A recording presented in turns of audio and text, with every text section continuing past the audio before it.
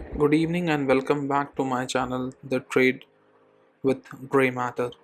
आज हम सीखेंगे कि क्या होती है कैंडल स्टिक। जैसे कि हमने लास्ट अपने वीडियो में देखा कि कैंडल स्टिक क्या होती है। ये वीडियो थोड़ी सी लंबी होने वाली है। एग्जैक्टली हम इसमें देखेंगे कि किस तरह से कैंडल स्टिक काम करती है, क्या क्या सिचुएशंस होती हैं, किस किस तरह की कैंडल स्टिक होती हैं। लास्ट टाइम तो हमने सिर्फ कलर्स और विक के बारे में बात की, कैसे उसको आइडेंटिफाई किया जाता है। जैसे कि हम इस सिचुएशन में अगर हम देखें तो ये चीज़ क्या कहता है, व्हाट इज़ कैंडल स्टिक। इसमें क्या है, बेसिकली ये बात करती है कि ये बॉडी, विक और कलर, तीन चीज़ें होती हैं। बॉडी होती है तो ये बताती है कि कहाँ ओपन हुआ है, कहाँ क्लोज हुआ है। लास्ट टाइम की आप वीडियो देखोगे तो उससे आप को रिलेट कर सकोगे कि एग्जैक्टली क्या सिचुएशन थी। अगर बॉडी नीचे खोलती है और ऊपर क्लोज होती है तो वो बुलिश कैंडल है। और इसके अंदर जो विक होती है, that is also called shadow, वो कहती है कि मार्केट कहाँ तक हाई गया था और कहाँ तक लो गया था।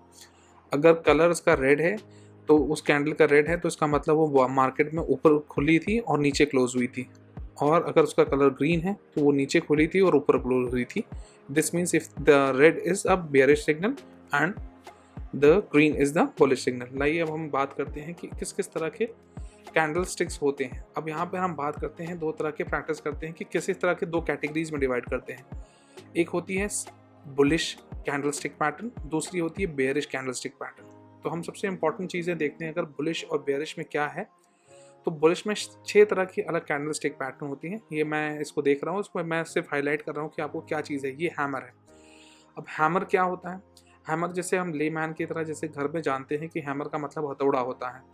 अब यहाँ पर क्या होता है कि अगर मार्केट ऊपर से इसे लगातार 1 दिन 2 दिन 3 दिन 4 दिन 5 दिन लगातार गिरता है और विक ऊपर और नीचे बराबर या इस तरह की रेड ब्लिंग होती रहती है और अंतिम में, अंतिम का मतलब है कि कहीं पे सपोर्ट सिस्टम है। अभी हम आगे बात करेंगे सपोर्ट और रेजिस्टेंस क्या होता है, लेकिन फॉर द टाइम भी आप समझ लो कि अगर सपोर्ट के आसपास इस तरह की कोई कैंडल बनती है जो हैमर के शेप की होती है, जिसमें कि ये लकड़ी का डंडा या लोहे का डंडा हो और ऊपर उसका हैमर हो, उसका आयरन हो, तो ये हैमर का शेप लेती है। This is a sign of reversal. मतलब अगर लगातार पोटेंशियली मार्केट गिर रहा है तो हाई प्रोबेबिलिटी होती है अगर इस सिचुएशन में यहाँ पर इस तरह का कोई विक बनता है और अगले दिन वो चांसेस बहुत हाई होते हैं कि मार्केट ऊपर जा सकता है।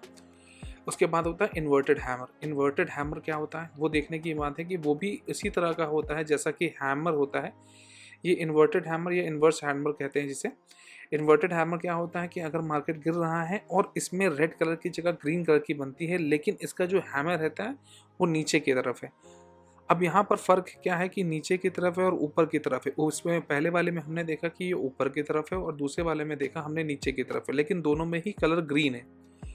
इसका मतलब है कि दोनों ही हैमर जो है वो बुलिश है। लेकिन जो अंदर आप इसको डायरेक्टली रिलेट करोगे तो ये इसकी प्रोबेबिलिटी बहुत हाई है इन कंपैरिजन टू दिस। भले ही ये ग्रीन है लेकिन इसका हैमर मतलब सेलिंग बायर्स नीचे से घुसने की कोशिश की थी मार्केट को ऊपर ले जाने की, लेकिन सेलर्स ने इतना प्रेशर बनाया कि अंततः वो मार्केट नीचे ही क्लोज हुआ स्टिल। लेकिन ये ग्रीन में है। अगर ये रेड में हो जाता तब तो ये बुलिश कैटेगरी में नहीं फॉल करता। यहाँ पे भी चांसेस है पोटेंशियल डायरेक्शन, जैसे इसमें लिखा हुआ है ये पोटेंशियल डायरेक्शन है कि ऊपर जा सकता है, लेकिन इसका ये कदापि मतलब नहीं है कि ये सिचुएशन में कैसे इस्तेमाल किया जाएगा। ये दोनों ही कंडीशन में बुलिश कंडीशन को फॉलो करता है। लेकिन कंपैरेटिव एनालिसिस देखें, अगर ये दिखता है और आपको ये दिखता है चार्ट पे, तो आप इसके ऊपर ज़्यादा रिलाई कर सकते हैं पहले वाले पे, जिसको कहते हैं hammer, in comparison to inverses hammer, inverted hammer या इन्वर्स हैमर। इसके बाद आता है एक वर्ड, बुलिश इनगल्फिंग।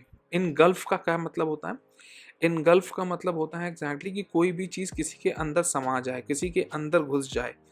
अब यहाँ पर क्या होता है कि अगर कोई कैंडल बनती चली आ रही है और एक ऐसी बोल्ड कैंडल बनती है जिससे उसके पीछे की या उसके आगे की सारी कैंडल्स समा जाती है, मतलब उसके अंदर रह जाती है। मतलब जैसे इसमें आप देख रहे हैं, this is a green colour candle और इसके पहले वाली जो कैंडल थी वो रेड थी, वो पूरी इसके अंदर आ गई। अगर मान लीजिए यहाँ एक और कैंडल होती लेकिन उसकी बॉडी या उसका जो हाई हाई लो है उसके नहीं बाहर टूट रहा था, इसके कंपैरिजन में इसके नीचे रहता, तब भी हम इसको कह सकते थे कि ये क्या चीज़ है, ये बुलिश इनगल्फिंग है। मतलब यहाँ पर अभी तक तो ऊपर से मार्केट नीचे की तरफ आ रहा था, अभी भी ये कैंडल इसने रेड बनाई, लेकिन अगले ही दिन उसने एक सॉलिड कैंडल बनाई है जो कि पूरे अपने पुराने वाले ट्रेंड को पूरा इनगल्फ कर ले रही है पिछली कैंडल को। This means this is the high chance कि यहाँ से मार्केट रिवर्स हो सकता है। This is the game of probability. The market में 100% कन्फर्मेशन कहीं से भी नहीं होती है। यहाँ पर सिर्फ प्रोबेबिलिटी का गेम होता है। Probability means there is a possibility कि ये मार्केट इस तरह से चलेगा क्योंकि ये चीज़ें चार्ट पे दिख रही हैं। Chart, apart from the chart, the other thing is the psychology and the news which is flowing in the market. अगर उसके ऊपर ही सब चीज़ डिपेंड करती है, अगर आपकी साइकोलॉजी और आपका प्राइस एक्शन सब चीज़ सेट है, तो आपके चांसेस हैं कि आप अपने हिसाब से, अपने पोजीशन के हिसाब से आप सक्सेसफुल हो सकते हैं। इस चीज़ को ध्यान में रखते हुए कि ये क्या है, बेसिकली ये एक इनगल्फिंग कैंडल है जिसने पीछे वाले को इनगल्फ कर लिया। इसके बाद आते हैं पियर्सिंग लाइन। ये बहुत इंपॉर्टेंट नहीं है, लेकिन आप इसको कंसिडर कर सकते हैं कि अगर एक रेड कैंडल बनी है जिसका हाफ अगले दिन दूसरी कैंडल उसके नीचे खुलने के बाद उससे ऊपर चली जाए, उसके हाफ से ऊपर चली जाए, तो this is also a called off reversal trend, reversal की है। लेकिन ये इतनी इंपॉर्टेंट नहीं होती है, लेकिन इसको बना रखा है कि मार्केट में पहले ये सिचुएशन आती थी कि अगर इतनी बड़ी कैंडल बनती है और उसके बाद ये कैंडल इस तरह की कोई बनती है जो आपने पुरानी वाली कैंडल के हाफ 50% से भी ऊपर जाके क्लोज देती है, तो इसे हम बुलिश कैंडल कहते हैं। यहाँ पे आता है द मॉर्निंग स्टार। अब ये मॉर्निंग स्टार, इवनिंग स्टार तरह के कैंडल्स होते हैं। अब मॉर्निंग स्टार का क्या है, जब यहाँ पर दो कैंडल्स के बीच में एक छोटी कैंडल बनती है, जैसे लिखा है, देखिए आप देखिए, the morning star candle pattern is considered sign of hope in the bleak market in the down trend. यहाँ पे it is a 3 stick pattern, one short body candle between a long red and a long green. दोनों के बीच में जब ये इस तरह की कोई कैंडल बनती है तो इसे कहते हैं मॉर्निंग स्टार। यहाँ पे पोटेंशियली हाई प्रोबेबिलिटी होती है कि जो पिछला मार्केट है उससे ऑपोजिट डायरेक्शन में जाएगा। यहाँ पर अगर ये नीचे बना है, मार्केट लगातार गिर रहा था, तो यहाँ से चांसेस हैं कि ये ऊपर की तरफ जाएगा। इसके बाद आता था 3 वाइट सोल्जर्स। दो तरह की कैटेगरी होती है, 3 white soldiers and 3 black crows. अब यहाँ 3 वाइट सोल्जर्स में क्या होता है कि लगातार बैक टू बैक बिना विक के या बहुत छोटे छोटे विक के साथ ग्रीन कैंडल या जो भी कैंडल बन रही है, वाइट, यहाँ पे तो वाइट सोल्जर्स को तो ग्रीन कैंडल में ही कंसिडर करते हैं, ब्लैक क्रोज में रेड होती है। यहाँ पे क्या लिखा है, the 3 white soldiers pattern occurs over 3 days। It is consider consecutive long green और a white candle with a small wick. बहुत स्मॉल विक होगी या विक नहीं होगी, जैसे इसमें आप देखिए, इसमें कोई विक नहीं है, इसमें बहुत छोटी छोटी विक है। मतलब बॉडी जहाँ खुल रही है उससे बहुत थोड़ा मोड़ा नीचे जाती है और सीधा ऊपर खींच के चली जाती है और ऊपर भी बहुत हाई तक जाके क्लोज हो रही है। मतलब अगर बहुत ज़्यादा सही जगह स्पेस छोड़ रही है एकदम ऊपर सस्टेन करने से, तो यहाँ प्रोबेबिलिटी बहुत हाई है कि ये बुलिश पैटर्न को शो कर रही है, पोटेंशियल डायरेक्शन है कि ये ऊपर जा सकता है। इसका ये मतलब नहीं है कि नीचे रिट्रेस नहीं होगा। लगातार 3 दिन गई तो हो सकता है कि एक दिन हल्का सा रिट्रेस करे और उसके बाद वापस से मार्केट बुलिश हो जाए। It is a very strong bullish signal that occurs after the down trend and shows a steady advance of buying pressure. ठीक है, उसके बाद हमने अभी तक जो बात की 6 तरह की कैंडल की बात कर ली, that is all the bullish pattern. अब हम बात करेंगे जो बेयरिश कैंडल्स होती हैं, जो भी बेयरिश कैंडल्स होती हैं उनके बारे में। बेयरिश कैंडल में सबसे इंपॉर्टेंट कैंडल ये है तो ये हैंगिंग मैन है। हैंगिंग मैन क्या होता है, ये रिवर्सल का सिग्नल देता है। अगर मार्केट नीचे से ऊपर लगातार जा रही है और ऊपर जाकर एकदम ऊपर टॉप पर इसका सिग्नल बनता है, इस तरह का सिचुएशन आती है, यहाँ पर कैंडल का कलर रेड है, तो प्रोबेबिलिटी बहुत हाई है कि वापस ये सिमिलर टू, किसको कहते हैं, similar to what, similar to hammer. लेकिन यहाँ पर और वहाँ पर फ़र्क ये है कि ये जो होती है ये टॉप पे बनती है और वो हमेशा बॉटम पे बनती है। इसमें सिचुएशन हमेशा रेड होती है, उसमें इसमें रेड होती है, उसमें ग्रीन होती है। दूसरा आता है शूटिंग स्टार। अब शूटिंग स्टार क्या होता है, शूटिंग स्टार का मतलब होता है कि ऊपर से नीचे की तरफ जो स्टार, जैसे आप जानते हैं कि स्टार ऊपर से नीचे टूट के गिरते हैं, उसी तरह से ये लगातार ही अप ट्रेंड में मार्केट जा रहा था। ये जाने के बाद इसने रिवर्स या इन्वर्सेस हैमर बनाया है एट द टॉप। पुराने वाले सिचुएशन में नीचे सपोर्ट की जगह पे ये बनाता है और यहाँ पर रेजिस्टेंस की जगह बनाता है। लगातार ऊपर मार्केट जाने के बाद यहाँ पर ऐसी कैंडल बनती है तो ये हाई प्रोबेबिलिटी है कि पोटेंशियली है कि ये नीचे जाएगा अब मार्केट। अब इसी तरह का जैसे हमने बात की थी बुलिश इनगल्फिंग, उसी तरह की होती है बेयरिश इनगल्फिंग। अब बेयरिश इनगल्फिंग कौन सी कैंडल है, ये कैंडल आप देख रहे हो, ये इसने पूरे पिछली कैंडल को अपने अंदर समा लिया। मतलब विक अपर से लेके लोअर तक के अंदर ये पूरी कैंडल आ गई, न इसका ऊपर गया है इससे, न इसका नीचे गया है इस वाली कैंडल से। तो कंपैरेटिवली आप ये देखोगे कि जो रेड कैंडल है इसने इनगल्फ कर लिया है पिछली कैंडल को, तो इसका मतलब कि चांसेस बहुत हाई है कि ये पूरी चीज़ को पलट दे। इसके बाद आता है जो हमने वहाँ पे पढ़ा था इवनिंग मॉर्निंग स्टार, उसी तरह का यहाँ इवनिंग स्टार होता है। 2 रेड और ग्रीन कैंडल के बीच में एक छोटी सी बॉडी के साथ एक कोई कैंडल बनती है तो that is what called evening star. इससे भी प्रोबेबिलिटी है कि ये मार्केट में नीचे जाएगा, लेकिन ये हाई प्रोबेबिलिटी नहीं है कि इसमें ऐसा सिचुएशन आती है। उसके बाद आता था 3 ब्लैक रोज, जिसके बारे में अभी हमने बात कर रखी थी पहले भी। अगर अप ट्रेंड में मार्केट है, उसके बाद 3 बैक टू बैक 3 दिन तक लगातार विद अ स्मॉल विक और विदाउट द विक कोई कैंडल बनती है तो ये हाई प्रोबेबिलिटी है कि मार्केट और बुरी तरह नीचे फॉल करेगा। द डार्क क्लाउड कवर्स, अब ये क्या चीज़ है, ये भी उसी पियर्सिंग कैंडल की तरह ही है, आप समझ लो, लेकिन ये थोड़ा इंपॉर्टेंट उतना नहीं है क्योंकि ये यूज़ नहीं होता कन्फर्मेशन में। तो यहाँ पे क्या होता है, the dark cloud covers candle pattern indicates a bearish signal, a black cloud over the previous day optimism.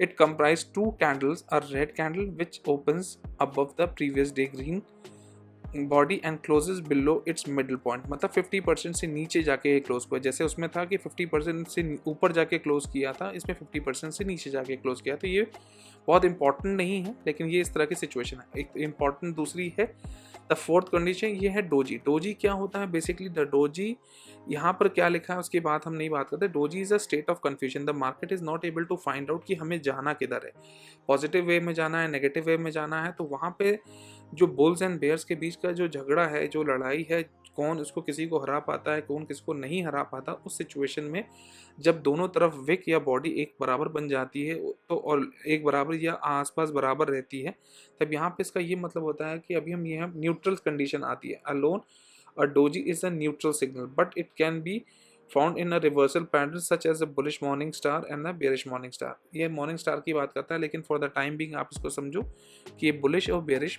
Morning star की तरह की नहीं, इसको बेसिकली न्यूट्रल है। पोटेंशियली हमें नहीं पता चल पा रहा है कि मार्केट फ्यूचर में किधर जाएगा। मान लीजिए 4 दिन तक मार्केट लगातार ऊपर जा रहा है, 5वें दिन भी ऊपर जा रहा है, और ऊपर जाने के बाद अचानक वहाँ पर एक डोजी बनती है। अब डोजी से ये नहीं कह सकते कि हम मार्केट रिवर्स हो जाएगा, लेकिन प्रोबेबिलिटी बढ़ गई क्योंकि there is a state of confusion. Bulls भी नहीं समझ पा रहे हैं कि हमें मार्केट ऊपर ले जाना है, और बेयर्स भी नहीं समझ पा रहे हैं कि इसे नीचे ले जाना है। तो यहाँ पर आपको फॉर द टाइम बीइंग आपको अपनी पोजीशंस हल्की कर लेनी चाहिए, या आपको कुछ दिन के लिए ट्रेड रोक देना चाहिए, so that you should not bear the loss.